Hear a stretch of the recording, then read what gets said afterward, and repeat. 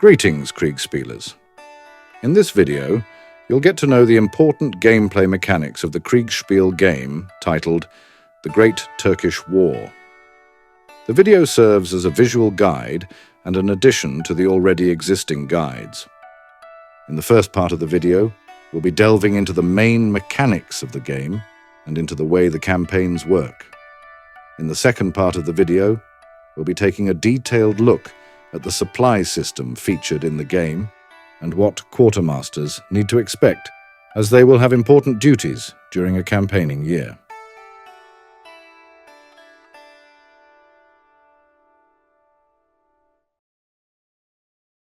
First chapter. Starting of the year.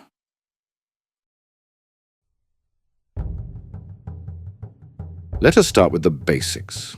There are 4 factions in the game, from which the players can choose from. The Imperials, which feature the Habsburgs, the Holy Roman Empire, and Royal Hungary. Sometimes other volunteering troops are also present in their armies.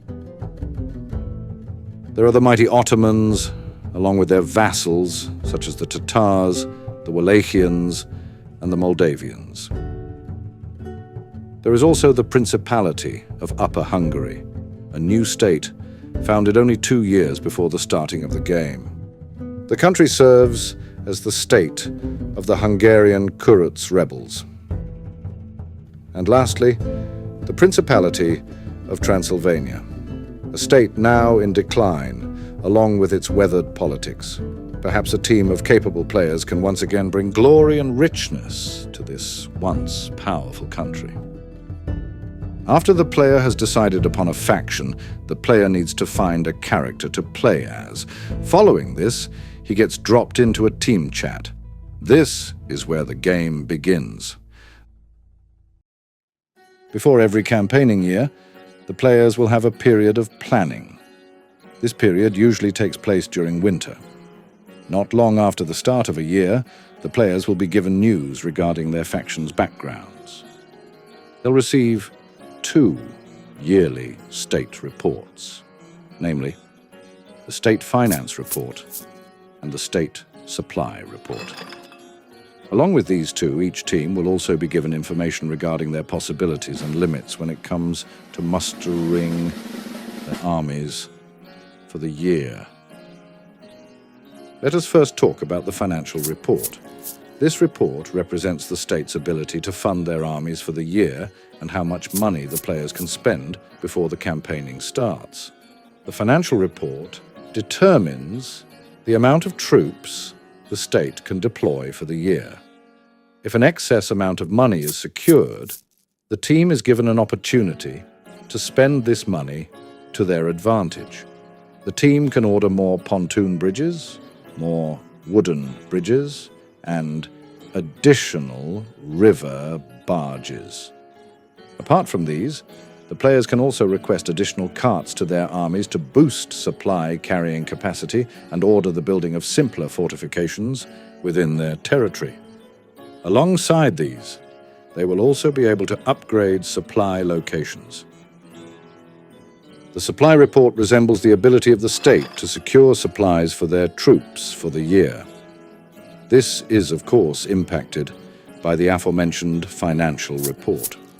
If the supply report shows a surplus of supplies, the players can order supplies into supply locations before the start of the campaign to ensure a safe amount of goods and ammunition for their troops when the campaigning year finally starts. And, as mentioned, the players will also get to know their possibilities regarding mustering.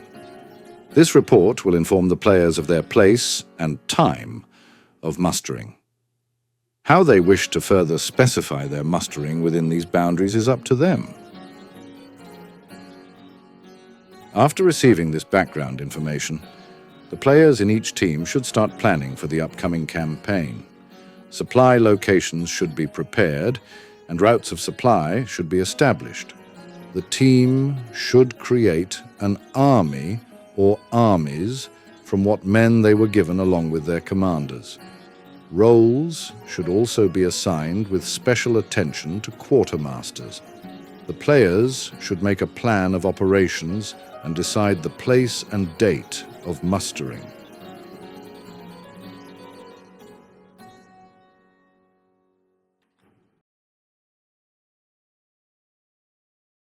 Second chapter: Army Management.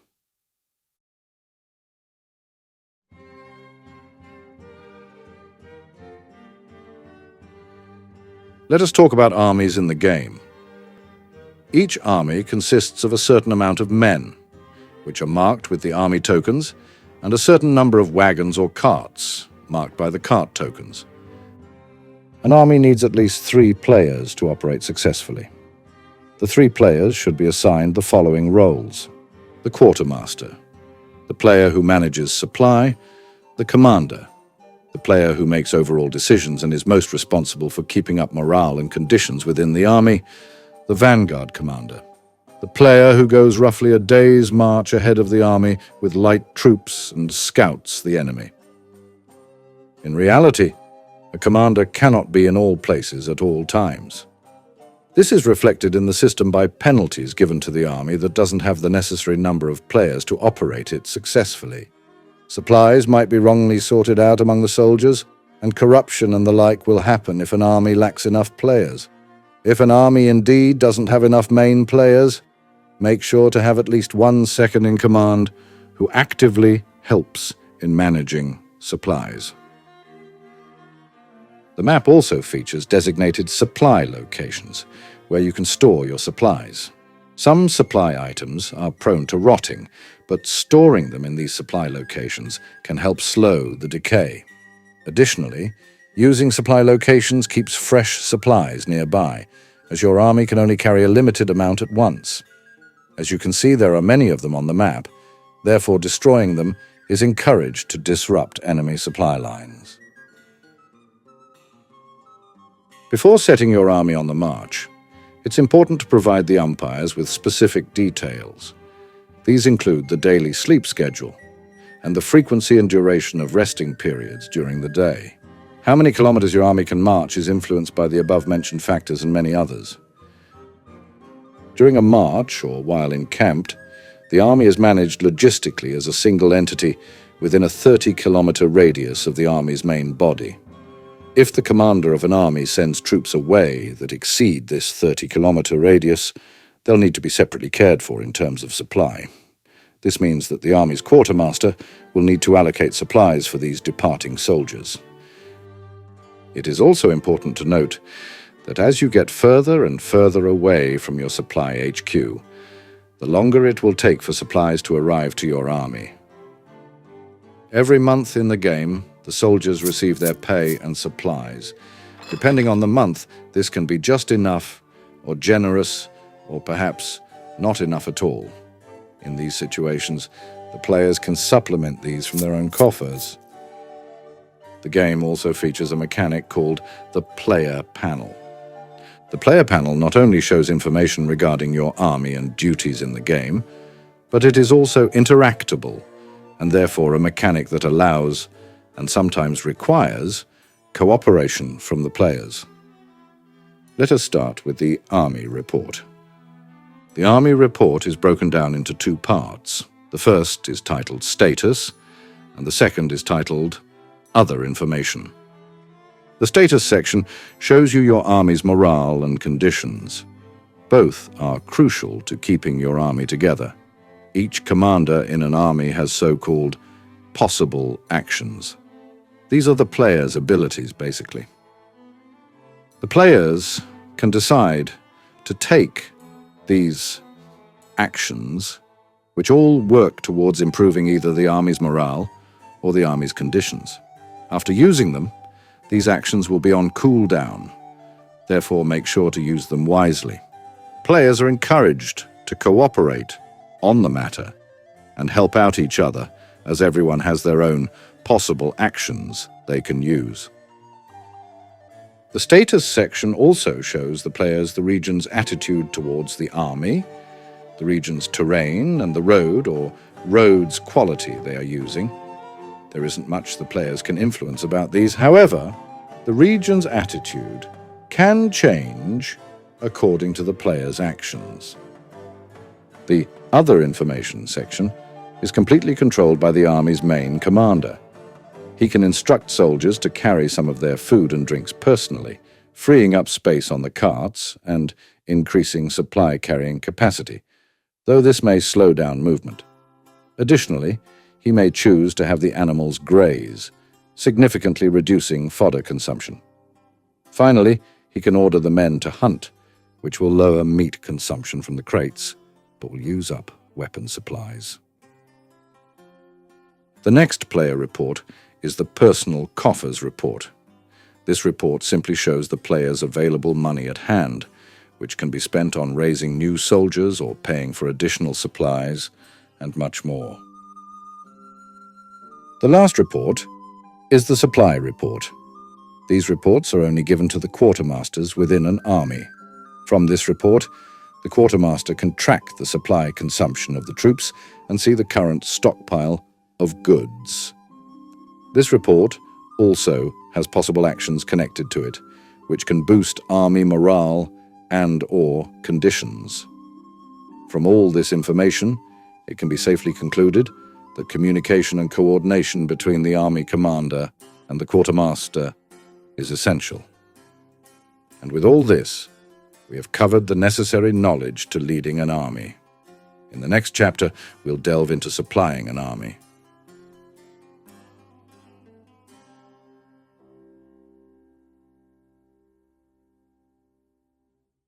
Third chapter, Supply Management.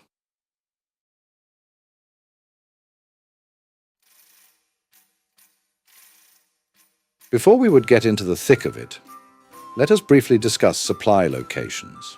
Supply locations are places where you can store your supplies and where incoming supply wagons can rest. These locations are lightly guarded by local militias. These local guards may be enough to fend off bandits, but they are futile against armies and organized raids, so make sure to defend your supply locations if you think they are threatened. Supply locations also play an important role when it comes to local supply. Workshops will send their products and supply items to supply locations by default. Supply locations have a capacity as to how many supplies they can hold and have so-called connections. A supply location has a fixed number of connections. It is through these connections that the supply location can forward supply to the next one. Receiving supplies from another supply location does not cost any connections. There are 8 levels to supply locations. Each level has a certain capacity and a number of connections. As mentioned previously, there are so-called workshops on the map, which produce military supply items. Supplies from workshops can also take at least a day to be prepared and arrive. And with all this finished, let us discuss the real supply management. Starting with the basics, we'll first delve into the sources of supply in the game. There are 4 types of supply sources you can find: state supplies, regional supplies, foraging, and workshops. We'll now get into each of these in detail. State supply represents those supplies that are available to your faction, provided by the state. These are basically continuous, never-ending supplies, which can be plentiful at times and a bit scarce in unlucky months. They always originate from your supply HQ, of which every faction has only one on the campaign map. The advantage of this supply source is that it is the most reliable. However, operations might be conducted far from it, making the supplies travel for a long time until they get to you. Let us move on to regional supplies. Regional supplies are the supplies that can be acquired from the many supply regions featured on the campaign map. Supply regions have a limited amount of supplies that refill slowly. Regional supplies are a good way of quickly acquiring supplies if your state supplies have not yet arrived to your army. Gathering supplies from these regions may take a day or two. Supply regions have so-called region capitals, which hold a certain percent of all the supply of the region prepared and ready. Foraging means that your soldiers will forcefully live off the land pillage, and loot. It is not a recommended action, as it destroys the land and turns the population against you. As mentioned previously, there are so-called workshops on the map, which produce military supply items. Supplies from workshops can also take at least a day to be prepared and arrive. And with this, we have covered the supply sources of the game. Now, we'll quickly take a look at garrisoning armies. Putting troops into forts is not only good for defensive purposes, but also for supply management. If you put just enough men into a garrison, you can avoid having to manage their supplies. For this, please look at the logistics guide to know the garrisoning rules. And with all this knowledge so far, you might be wondering, where do you order all these supplies? Well, you can order supplies to arrive directly to your army, to a supply location, or to specific units on the map. And another question may arise, when do you not need to manage supply? Well, there are multiple cases. When your army is mustering, you do not need to manage its supplies until the mustering is finished. When you put units into garrison that meet the aforementioned requirements, you also don't need to take care of them. Scouting parties do not need supplies. And lastly, units that completely rely on foraging don't need supply. Now, let us take a look at the supply items and crafting in the game through a supply report. The supply reports consist of 5 parts: food, animal, uniforms, weapons, and weapon consumables. These names are just a simple way of calling them. In reality, they contain more information than that. Each of them shows the supply item's name, measurement, and its current amount. It is important that you keep an eye on the numbers. You can see how much supply troops consume daily in the logistics guide document. Another important element of the reports is the raw materials, which are basically your crafting items. What you craft from them will appear in the food section. The aforementioned supplies, except for the raw materials, are prone to rotting. Usually, the men eat all the food up before it would start rotting. Nonetheless, it can still happen. It is important to note that each type of food expires differently, and that food rots faster in carts with your army than in supply locations. The game also has a detailed feature for carts and wagons. We differentiate between 2 kinds of carts in the game: army carts and independent carts. Army carts are the carts that hold most of your supply items. They are limited in number, and therefore the supply you can carry with them is also limited. Independent carts carry the supplies that have cart as their measurement. They are not limited by numbers. Therefore, you can order more of them, but keep an eye out on how many carts you order, as too many will slow down your army. Connected to this topic is the supply carrying capacity. Supply carrying capacity is the simple term we use to describe the maximum capacity of supplies your army can carry with itself. We usually measure it in days. It is limited by your army carts. An army commander may order the men to carry their drink and food with themselves, which can free up space on the carts for more supplies, or more carts can be requested from your state to increase this capacity. And now, with all this information, let us see what ordering supplies would look like. And we'll take a look at different situations as well, to demonstrate all the options you have in managing supplies. We'll go through a simple example of ordering supplies. The situation is the following. You're the quartermaster of an army encamped not too far from your supply HQ. Your army just finished mustering and the state has provided you with 1 week of supply by default. You're feeling confident, as this gives you a good start and a bit of time for planning. Your main army commander decided to operate towards the southeast. This is what we'll be preparing for. Here's what you'll need to consider. You'd first calculate your army's daily consumption.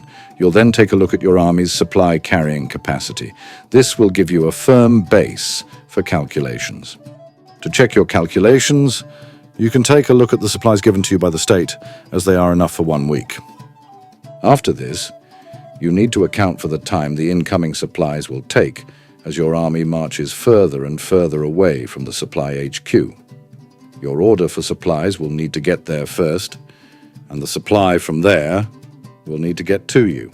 You'll find yourself ordering supplies more and more frequently as you get further and further away from your HQ.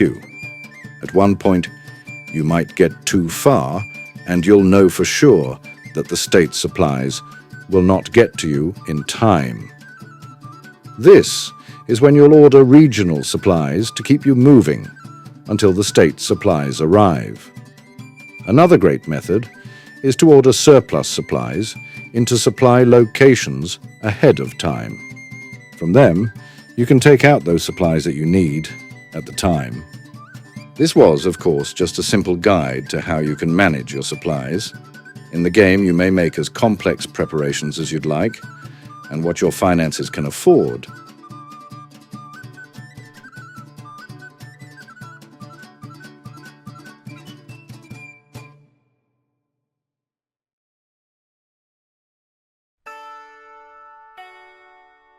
If you have managed to get this far in the video, you are awesome. Well, this is the end of the video. I'd like to note that this was merely a visual addition to the guide documents. Therefore, you should read those before playing the game. I hope you have enjoyed the video. Thank you for watching.